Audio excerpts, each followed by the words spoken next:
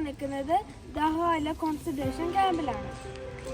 ഇന്നത്തെ വീഡിയോയിൽ നമുക്ക് വളരെ ഗൗരവമായ എന്നാൽ വളരെ പ്രധാനപ്പെട്ട ഒരു സ്ഥലം കാണാം. അതാണ് ദാഹോ എന്ന സ്ഥലം. ജർമ്മനിയിലെ ബവേറിയ സംസ്ഥാനത്ത് മ്യൂണിച്ചിന് സമീപമാണ് ദാഹോ സ്ഥിതി ചെയ്യുന്നത്. വേൾഡ് വാർ II സമയത്ത് ഇവിടെ ഒരു ക്യാമ്പ് ഉണ്ടായിരുന്നു. അത് വിനോദയാത്രയ്ക്കുള്ള ക്യാമ്പല്ല, അതാണ് കോൺസെൻട്രേഷൻ ക്യാമ്പ്. ഒരു വിഷമത്തോടെ ആണെങ്കിൽ നമുക്ക് ഇവിടുത്തെ കാഴ്ചകൾ ഇന്ന് കാണാം. ഞങ്ങൾ റോത്തംബുർഗിൽ സ്റ്റേ ചെയ്തെന്ന് പറഞ്ഞായിരുന്നല്ലോ. ഞങ്ങൾ അവിടുന്ന് രാവിലെയാണ് ഇറങ്ങിയത്. രാവിലെ ബ്രേക്ക്ഫാസ്റ്റ് കഴിച്ചിട്ട് ഞങ്ങൾ ഇറങ്ങി.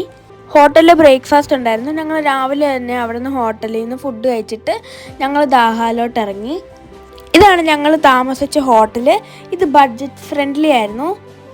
ഇവിടെ ഹാളിൽ വോൾസിലൊക്കെ പിക്ചേഴ്സൊക്കെ ഉണ്ട്.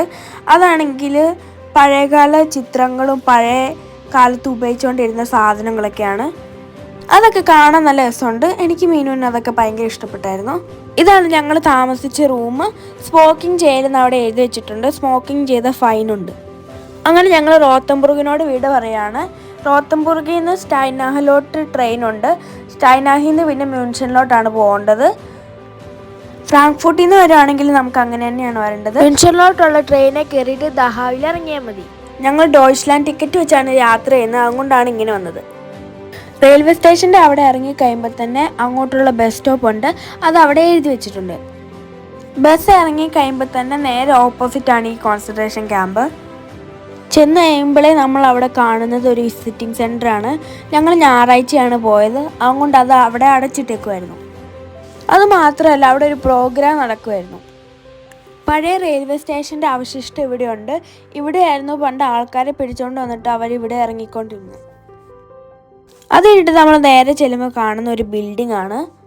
അത് കഴിഞ്ഞ് കയറി ചെല്ലുമ്പോൾ നമ്മൾ കാണുന്ന ഒരു ഗ്രൗണ്ടാണ്. ആ ഗ്രൗണ്ടിൽ ഇവർ രാവിലെ ഒരു 5 മണി 4 മണിയാണെന്ന് തോന്നുന്നു.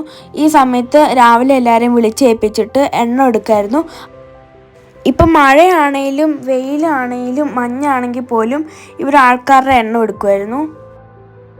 ഈ ബിൽഡിങ്ങിൻ്റെ അകത്ത് ഇപ്പോൾ ഒരു മ്യൂസിയം ഉണ്ട്. ഇന്ന് ഇവിടെ ഒരു പ്രോഗ്രാം നടക്കുന്നതുകൊണ്ട് ഞങ്ങൾക്കത് കാണാൻ പറ്റിയില്ല.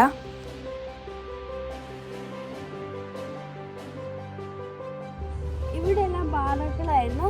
ഒരെണ്ണം ഒഴുകി ബാക്കി എല്ലാവരും നശിപ്പിച്ചു. ബാർക്ക് എന്ന് പറഞ്ഞാൽ എന്താണെന്നാണ് നിങ്ങൾ വിചാരിക്കുന്നത്? അത് ഇവർ താമസിച്ചുകൊണ്ടിരുന്ന സ്ഥലമാണ്. താമസിക്കാന്ന് പറഞ്ഞാൽ നമ്മളെപ്പോലെ ഒന്നുമല്ല.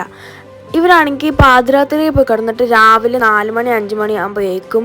അത് മാത്രമല്ല, പലക കട്ടിലയിലാണ് ഇവർ കിടന്നുകൊണ്ടിരുന്നത്. 32 ബാർക്കുകളാണ് ഇവിടെ ഉള്ളത്. ആദ്യമേ രാഷ്ട്രീയ തടവുകാർക്കാണ് ഇത് നിർമ്മിച്ചതെങ്കിലും പിന്നീട് ജൂതന്മാരെ നാസികൾ ഇവിടെ കൊണ്ടുവരികയാണ് ചെയ്തത്. ഏകദേശം 41,500 ആൾക്കാർ ഇവിടെ മരിച്ചെന്നാണ് കണക്ക്. 2,00,000-ലധികം തടവുകാരായിരുന്നു ഇവിടെ ഉണ്ടായിരുന്നത്. മരിക്കാനുള്ള കാരണം എന്ന് പറഞ്ഞു കഴിഞ്ഞാൽ പട്ടിണി, നിരന്തരമായ ജോലി, വൈദ്യ പരീക്ഷണങ്ങൾ, ഇത് കാരണമാണ് ഇവർ മരിക്കാൻ കാരണം. ഇതിവിടുത്തെ വേലികളാണ്. ഇവിടുന്ന് ആരെങ്കിലും രക്ഷപ്പെടാൻ നോക്കിയാൽ ഇവരാണെങ്കിൽ ഈ ടവറിൽ നിന്ന് അവിടെ തന്നെ വെച്ച് വെടിവെച്ച് കൊല്ലും. അങ്ങനെ ചിലവർ അവിടെ കിടന്ന് പീഡനങ്ങൾ സഹിച്ച് മടുത്തോണ്ട് അവരാണെങ്കിൽ രക്ഷപ്പെടാൻ നോക്കും. എന്നിട്ട് അവരെ അവിടെ വെച്ച് തന്നെ കൊല്ലും. അങ്ങനത്തെ 7 ടവറാണ് ഇവിടെ ഉള്ളത്. ഇവിടെ മരിച്ചവരുടെ ഓർമ്മയ്ക്കായിട്ട് ഒരു ചാപ്പൽ ഇവിടെ ഉണ്ട്.